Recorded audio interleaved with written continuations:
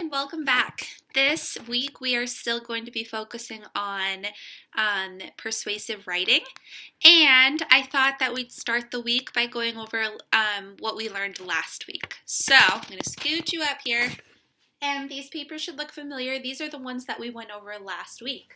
So we focused on the topic, how to write a persuasive speech. First, we need to start with our thesis statement. Our thesis statement is the star of your persuasive writing.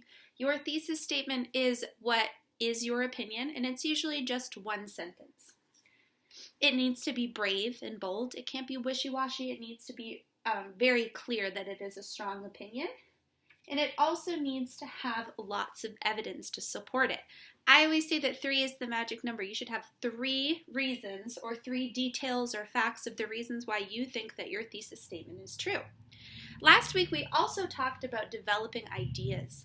So one strategy for developing ideas was seeing noteworthy people, places, things, ideas, all of those things. So again, last week, we made a little chart of things that we thought were noteworthy or really important or really special. And that's how we were able to generate some new ideas. So today we're going to be learning a new strategy for generating ideas, and we're going to be going over how to plan for a new persuasive writing speech. All right, so we are going to be working on developing new ideas today. And this is a brand new strategy. This strategy is seeing a problem and imagining a solution. So what you need to do, or what you're going to be asked to do, is come up with lots of things that you see that are problems around you, okay? And then you're going to imagine a solution. And I'm going to teach you how to put your problems into a good thesis statement, a brave and bold thesis statement.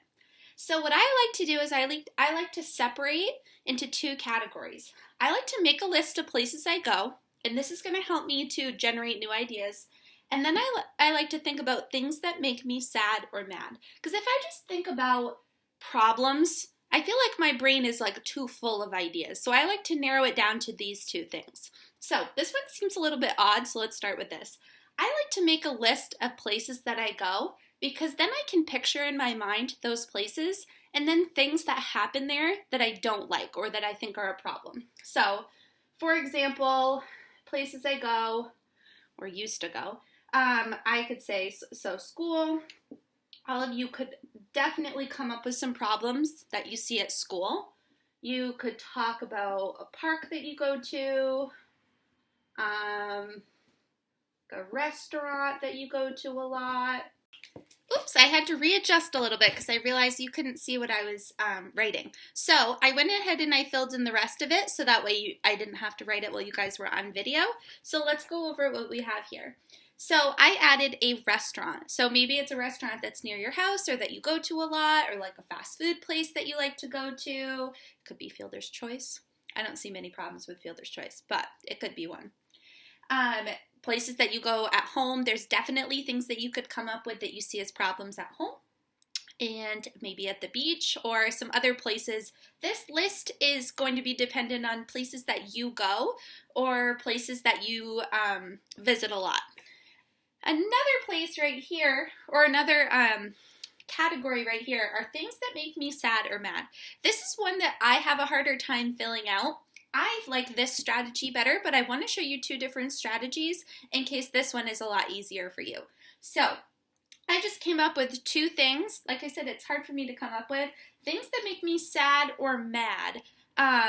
Litter, and I'm going to also say animals getting hurt. So those are 2 things that right off the bat I think about, and I think, oh, that really makes me sad. And I can imagine a solution or create a thesis statement that goes with these. So let's focus on one. I think I'm going to do one of these so I can show you how to turn these into a thesis statement. So I'm going to go ahead and pick school because I think that's something that we can all relate to. So I'm going to close my eyes for a second, and I'm going to think about things at school. And then I'm going to think about problems that I see while I'm at school. Okay, first thing that I think about, because right in front of my classroom, is pretty much the bathroom, okay? It's off to the side a little bit, but when I close my eyes, I think about my students in the hallway, and I think about the fact that they have to wait in line to go to the bathroom. So if you're in my classroom, we've talked about this before, that my big problem that I see a solution to is having more bathrooms, because that's just annoying to have to wait for that many kids. So let's see. I gotta go get an eraser. Okay, so let's go ahead and write that thesis statement. So we talked about the problem, and the solution that I'm imagining right now is the problem of not having enough bathrooms, and the solution of having enough bathrooms. So I'm going to start like this. I think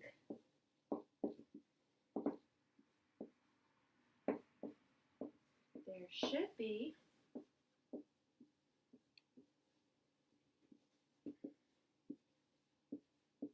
more bathrooms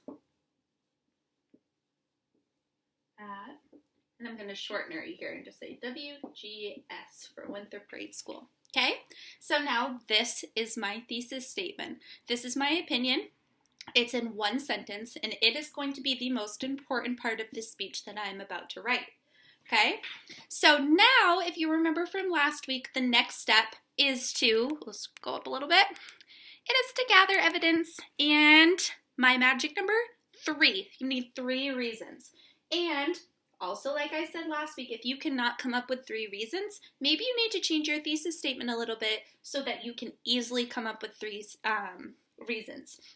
You should be able to easily come up with quite a few to match your thesis statement, and if it's truly something you believe in.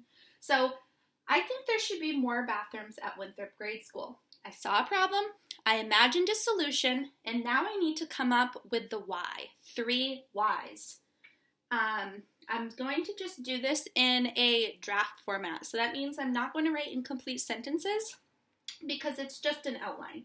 So I'm going to say, no more waiting.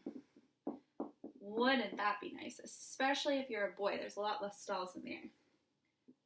2. So there's what my first reason is no more waiting. My second reason is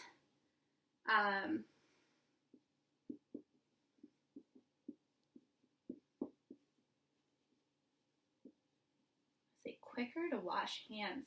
That seems to be an important thing right now. If we had more stalls, it would be easier for everyone to wash their hands before lunch, or it'd be easy for everyone to wash their hands before a snack, and there would be less waiting, and which means less time taken up. Let's come up with a third reason now. So we have, there'd be no more waiting, it would be quicker to wash our hands, and I'm gonna put more learning time. Because right here, I can give all kinds of examples about the things that we could be doing that aren't just waiting in line to go to the bathroom for 10 minutes, right? Okay, so this is my outline right here. This is what I would like for you to do today. I want you to create an outline after creating a bunch of different ideas through this strategy right here. So maybe you want to do exactly what I did. Make a list of places that you like to go. Close your eyes and imagine each one, okay? Imagine all of the things that you see are problems in those places. Another thing you could do, and this is kind of a quicker version, but I find it harder to come up with ideas, make a list of things that make you upset, that make you angry. Maybe it's finding litter on the beach. Maybe it's when you see animals getting hurt. Maybe it's when you see people being unsafe on their bike. There's all kinds of different things, okay? So I'm looking forward to seeing this, and I know your teachers are too. So when you're finished with your outline for this week, make sure to send it. Bye.